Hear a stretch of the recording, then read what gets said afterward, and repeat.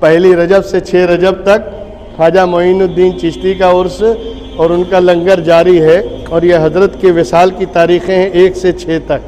اچھا یہ 6 دن عرس کیوں ہوتا ہے 1 سے 6 تک؟ اس کا بیک گراؤنڈ کیا ہے معلوم ہے؟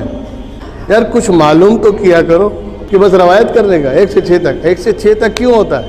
غریب نواز کا معمول یہ تھا کہ رات بھر عبادت کرتے تھے، اور رات بھر عبادت کرنے کے بعد جب صبح دروازہ کھولا جاتا تھا تو دروازے کے سامنے حضرت خواجہ حمید الدین ناگوری، حضرت خواجہ بختیار کاکی اور آپ کے جو بھی مریدین خلفاء تھے وہ دروازے کے سامنے پتھر چن دیتے تھے، بڑے بڑے پتھر دروازے کے سامنے لگا دیتے تھے، اور جیسے ہی دروازہ کھلتا غریب نواز کی نگاہ پڑتی تھی وہ پتھر سرما ہو جاتا۔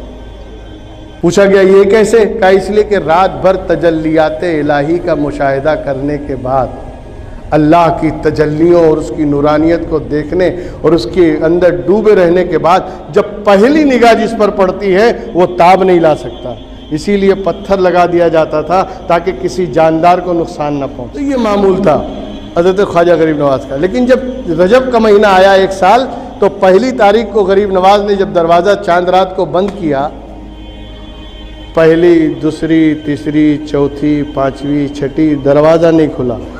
6 تاریخ کو خواجہ بختیار کاکی، حضرت خواجہ حمید الدین ناگوری اور دوسرے خلفاء و مریدین نے مشورہ کیا کہ آخر کیا کیا جائے، دروازہ کھل ہی نہیں رہا ہے، حضرت باہر ہی نہیں آ رہے ہیں، کہ دروازہ توڑیں۔ جب دروازہ توڑ کے اندر گھسے ہیں تو دیکھا حضرت کا تو وصال ہو چکا ہے، حضرت کا وصال ہو گیا، اور ماتھے پہ غیب کی دست قدرت سے لکھا ہوا ہے ھذا حبیب اللہ مات فی حب اللہ، یہ اللہ کا حبیب ہے جو اللہ کی محبت میں فنا ہو گیا ہے۔ تو چونکہ 6 تاریخ کو کنفرم ہوا تھا، لیکن وصال کون سی تاریخ کو ہوا وہ معلوم نہیں، اس لیے 1 سے 6 تک مسلسل عرس کیا جاتا ہے، وصال کی تاریخ کنفرم نہیں ہے، اور اسی لیے 6 کو کنفرم ہوا تھا، اسی لیے خواجہ کی چھٹی مشہور ہو گئی۔ یہ چھٹی بھرنے والے بھی نہیں جانتے کہ چھٹی مشہور کیوں ہے، کیونکہ چاند کی 6 رجب کو کنفرم ہوا کہ غریب نواز کا انتقال ہو گیا، وصال ہو گیا۔